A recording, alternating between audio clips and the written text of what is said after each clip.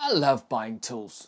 And recently I did a deep clean of this shed and I took out some of the old tools that I had at the very start of getting into woodworking. And then you look at it and you think, how much did I spend on these in the first place and then replace them? Could I not have just gone to the better tool to start with?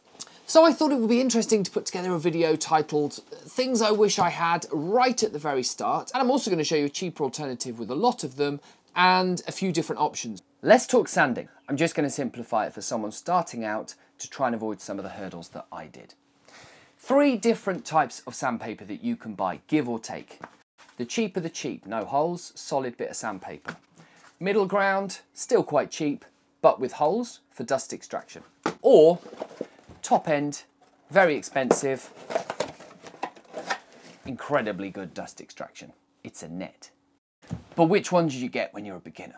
First things first, you've got hand sanding or you've got a machine. Random orbital sander is the one that I use. Now, that's really simple. If you've taken the time and spent the money and got yourself dust extraction, which you get with one of these, then honestly, spend more money. Get the best dust extraction sandpaper to go with it. To me, that's a no-brainer because at the end of the day, your lungs are important and this is offering to help you. Why not help it help you? Don't hold it back. Easy. However, is it the most cost-effective way?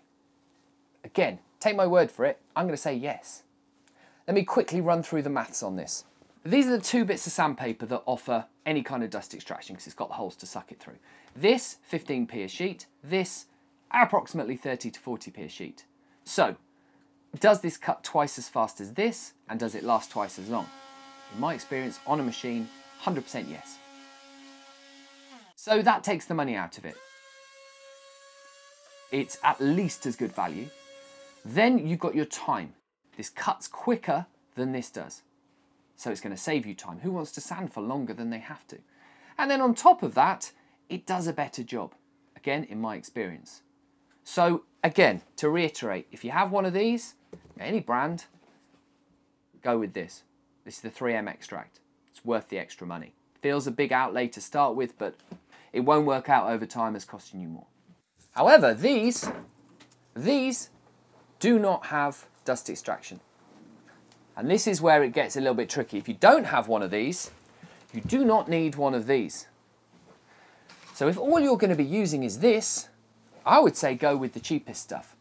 It'll do a job for you and yeah, sure, it won't last quite as long as the expensive stuff, but money for money over time, if all you're doing is hand sanding, which is hard work, that's fine. It'll do a job for you.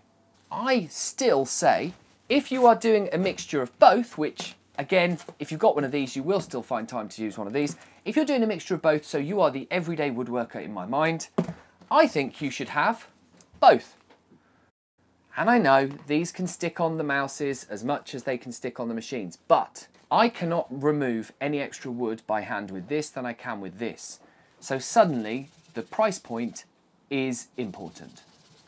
And that's why I don't waste my money and my expensive sheets when I'm hand sanding.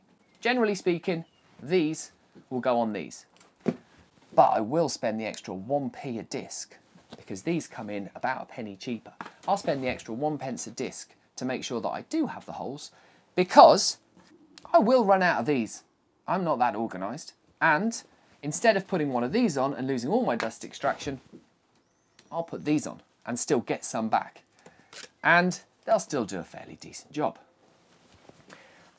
And last but not least, if you are just rolling up a piece of sandpaper to get into hard to reach places and doing it without either of these 2 pieces of equipment, this actually I find better than this because it's more sturdy. So you fold it in half and you get a decent amount of sturdiness. This, as soon as some of the abrasive purple bits rub off, it turns into a very floppy piece of material. And I find that a real struggle to sand with by hand.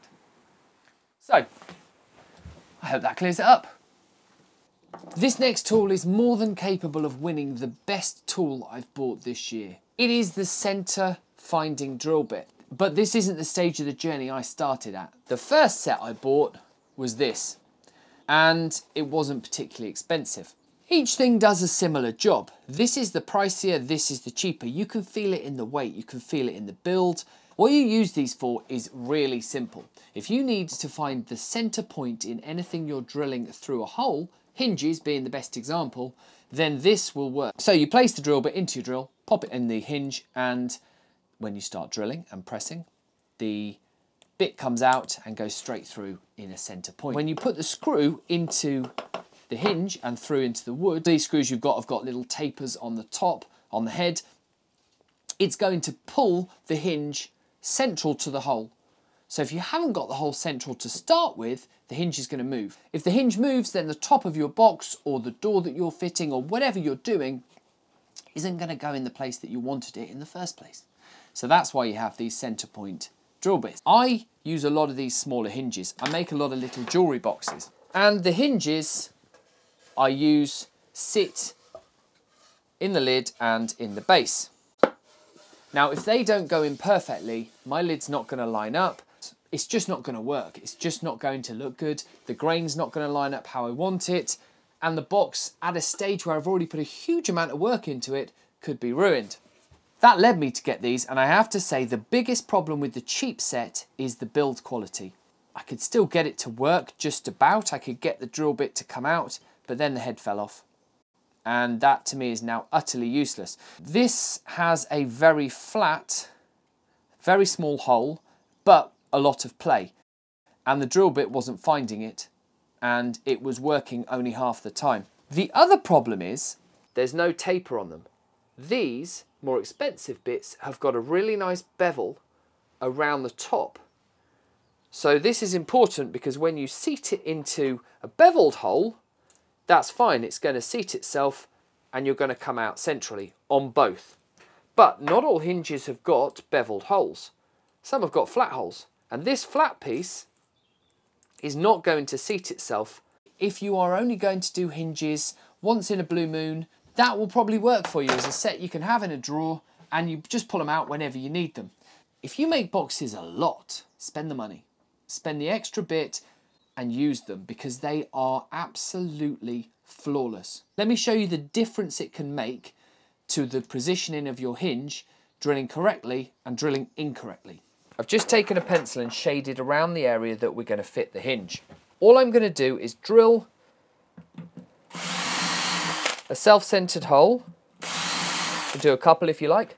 Then I'm going to show you. You can see they are absolutely perfectly centered. Any screw that finds the center. And as you can see, there is no bare wood to be seen around the hinge. So it hasn't pulled it anywhere out of square. So let's say you get it wrong. As you can see, I've missed my mark completely on that and I've gone right at the edge. The first big difference is you've got at least a mil of bare wood showing through right at the end. So it's pulled it this way. Might not miss the center by quite that much, but you won't ever if you use this properly. Worth the money in my book. Boxes cause me a little bit of an issue, drawers particularly. And when it comes to putting the hardware on the front of a potentially narrow drawer, you can't get in there with a straight drill, not to get it parallel to the base anyway, because, well, the drill's too big. So you have to use something that's going to work on an angle, something you can put in the drill, like this, that then you can get into the box and your drill bit is now parallel to the base. This is the first bit that I got to help me with the job, and I thought it was brilliant. You attach it to the drill, hold it in place, and the power is transmitted round. The power is transmitted? The power is driven? Transformed? The power goes in here and out there. This was the cheapest one I could find when I first started, and yes, it will do a job for you, but this is moving left and right. The drill is, the screw is not potentially seating in the right place, and before you know it, you've got not only frustration, but you've got mistakes happening. And although you can only pay a couple of quid for this, so it's not going to break the bank, it is going to cause you a lot of stress. So I picked up one of these. Not a cheap option. All of these tools have got links in the description. You want to check out the price? It's down there. It's not cheap, but it is incredibly well built. You can pop your screw on because it's got a magnet to hold it into place. You've got a lot of options for holding here, and you can start drilling it into place. Every part of it is better than its cheap alternative. And don't get me started on the snakes that you can buy that you can put into all sorts and shapes and sizes that get into corners. They cannot hold a candle to this. Now I confess I've added this bit in after reading some posts on Facebook. These are 2 pocket hole jigs, and this is the first one I ever got. This is a Craig jig. Craig is one of the top 3 or 4 brands within the pocket hole marketing. The reason I've added this in late is because I saw a question on a beginners Facebook group about pocket hole joinery. Somebody was asking why their pocket hole had come out and the bit that they cut was all frayed. And the first thing that came to my mind is, well, I think you're using one of these handheld jigs, possibly a cheap one like this, and so when the hole is being bored, it's coming out really frayed around the edges because these just, for me, haven't done a very good job. What really inspired me to come on video and actually talk to people about this is that most of the answers within that video were not suggesting how they could improve the cut they got, because I would be saying, I think you need to go down with a reputable brand, and I've had no issues with this Craig jig. Admittedly, I'm comparing something that is 5 times the cost, and yes, if I'm going to cut a lot of pocket holes, which I do, this is absolutely worth the money because you can snap it in, snap it out, and you can do pocket holes 10 to the time that you do one on this. So for speed alone, not to mention the quality of the cut you get with that, that is a no-brainer. But what I'm really wanting to say is that I was a little bit dismayed when I read the comments, because what the majority of the comments on that post said were, well, learn how to do proper joinery and then you don't need to do pocket holes, or just don't do pocket holes, or pocket holes aren't for good woodworkers. I found that a little bit sad because in all the time I've been doing woodworking, I think pocket holes have saved me a huge amount of learning and mistakes and have given me confidence to build bigger items quickly. Pocket hole joinery, when used in the right application, is absolutely fine. If you're a beginner watching this video and you're thinking, should I get something to do pocket holes with? I would ask yourself one question, or 2 or 3. Are you making drawers? Are you making cabinets? Are you looking at ways to hook plywood together easily without learning very complicated joinery methods to do the same job? If any of those are yes, then absolutely you should be going down the route of pocket holes. And then the only question you should be asking yourself is, do you go cheap or do you go expensive? I cannot say every beginner should be buying an expensive jig for this. But what I will say is I got terrible results with this, although it did a job. The applications that you should be using pocket holes in, or could be using them in, is anywhere you can hide a pocket hole. If you can't see it, use it. I guess the answer to the question, should you get a cheap one, is if you're happy hiding it and knowing that it is looking still a little bit nasty and has taken you a bit longer, then don't blow your budget, buy something cheap. But if you want them to look great and be quick and easy, get something expensive. But do not let people tell you that what you're doing is not woodworking. Because when I read those comments, and there were hundreds of them on one post, I was a little bit sad, because woodworking is whatever you are capable of doing with wood. It is whatever you want to make out of wood and how you want to make it. There shouldn't be gatekeepers in this business. There shouldn't be people who know more who stop others. Watch any YouTube channel where you've got a woodworker sat in front of the camera, and if they're not offering you positive guidance and positivity about this hobby, don't let them put you off. Don't let anybody tell you you're doing it wrong, because at the end of the day, that's how new and amazing things get made, by somebody thinking outside the box and doing something that is not necessarily the same as everyone's been doing it for years. I get told I don't ask this enough, so I'm going to just point at this and ask very kindly, if you're enjoying this video, consider it, maybe. All the links to the tools that you're seeing are in the description. If I haven't said that enough and you want to see how much things cost and you want to see where you can get them, have a little look. Any questions you've got for me about any of the things that I talk about during this video, throw a question in the comments. Anyway, let's move on to the next one. Now, connected to the last one, if you do go down the route of big plywood projects, obviously this is just an example of the plywood you might use, this 3/4 inch or 18mm plywood, you're going to find very quickly that the edges, unless you're getting Baltic birch and want to make a feature of them, the edges aren't exactly the most attractive feature of some of the more middle end plywood. So what you're gonna have to do is cover them. This is a really simple process. You can get this iron-on edge banding. As you can see, it has glue on the back. You iron it while it is flush with the sides and it sticks on. And what you're left with, because the banding is wider than the size of the plywood, generally speaking, you're gonna need to trim the edges. When I first started, I had two methods at this. One, a file. You can round off the edges, and as long as you don't mind cleaning the glue out the file quite a lot, it will get the job done. Two is the chisel.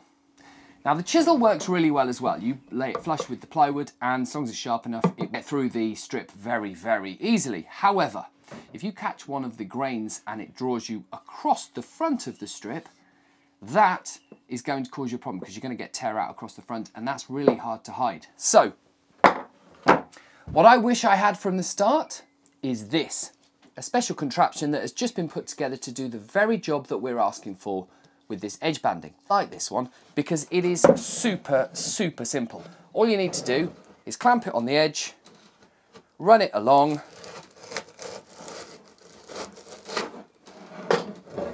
and then you're left with your edge banding flush and your offcuts. It's quicker, it's more accurate, and you get a much better finish than any of the other options that I've just talked about.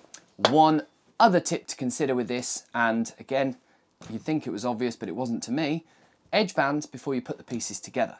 So cut your wood to dimension, edge band it, then hook it all together, whether you're gluing, doweling, or pocket holing. That order will mean that you've got the easiest run at it.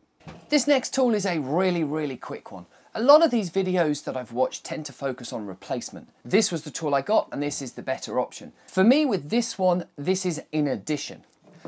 I started off doing everything with a Western, mitre saw, tenon saw, whichever one you want to call it. The name doesn't really matter at this stage. This is a cross-cut saw. It does a very good job cutting across the grain, just because of the way the teeth are aligned. I used to see everybody on their YouTube channels with their Japanese pull saws, and I thought, they're pros. I am not ready for that yet. And I was wrong. There's a big difference between these saws. They have almost entirely separate jobs. There's a little crossover, but not much. I still use this, and I use it in every single project. But the difference in a nutshell, these Western saws, they cut on the push stroke, and the Japanese saws cut on the pull stroke. And that doesn't make a huge amount of difference, it's just a different technique. Where the big difference is the kerf. This saw has a much wider kerf than this one, and that just means that when you're making a cut in the wood, it pulls out more wood than this one would, so that's a lot of woods. The gap you leave behind is wider than it is with this. So if you're removing box lids and you don't want to lose a lot of the grain, a lot of the stock, these are brilliant for that. But in a nutshell, this one does cross cut and rip cut. This one is for flush cutting. So if you put it down in a piece of wood, glue it in, cover a screw head, anything like that, that's really the only job I'm using that for. This one, I'm using it for cross cutting, rip cutting, all sorts. Anything I need a smaller kerf. However, for my everyday DIY cuts, this does a good job. These are inexpensive and they will supplement your saws in your workshop brilliantly. Get yourself a couple, big one, little one, absolutely all you're going to need to start with. They do the dovetail one, but if you're not cutting dovetails, I don't see why you'd need it. And as a bonus, they look pretty good on your wall too. Woodworkers come in all shapes and sizes, and this next one will affect you more depending on what sort of tools you use and who you are. I use a lot of hand tools. You can see all of the hand planes behind me, chisels up on the wall, and they all go blunt quicker than I'd like them to, and they need to be sharpened. So, there are tools that will help you and there are tools that will help you, and each one comes at a different price point. The first ever honing guide that I got, and I still use it, I put the iron into my guide and I would set the distance dependent on what angle I want to get, because it creates an angle between the stone and the iron.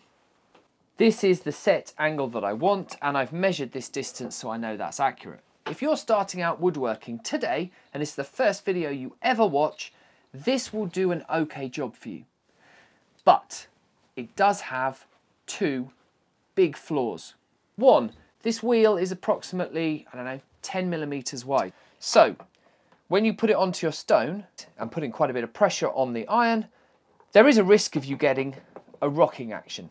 The other problem is you need to link it together with some sort of a guide that will regiment how you get this angle. Now I use a block attached to another piece of wood and it is the same length every time. I nudge this up against it and I crimp it off, and I do get a good amount of repeatability with that. But I'd like not to have that separate system, and that's where the upgrade to this, and something I would recommend for beginner woodworkers to get, comes in.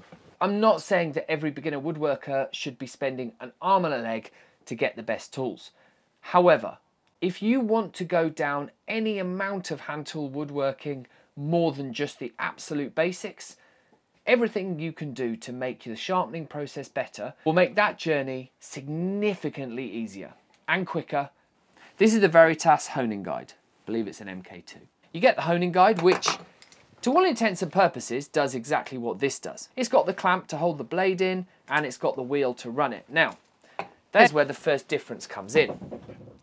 As you can see, the wheel on this is significantly wider than the wheel on the cheaper honing guide. What it means is you cannot easily rock to the side on it when you're pressing pressure down. The second bit you get with it is a simple guide. You put in the angle you want, then you move the arrow across, this guide moves. So when you put this back onto its dovetail, you then run it up against the guide that you've just set and then crimp it off. Detach the front section, and the iron should be in the middle. I've just not set it up right, just to show you quickly. Then you can go about sharpening, and it is an absolutely accurate and repeatable way of getting the same angle on each of these plane blades. If you want to do chisels easily on it, especially the thinner ones, you will have to get an extra attachment for it, and that's more cost. But for plain blades, this has been faultless. First one, this quite obviously is a pencil, and when you get started you're going to need lots of these because you're going to lose them.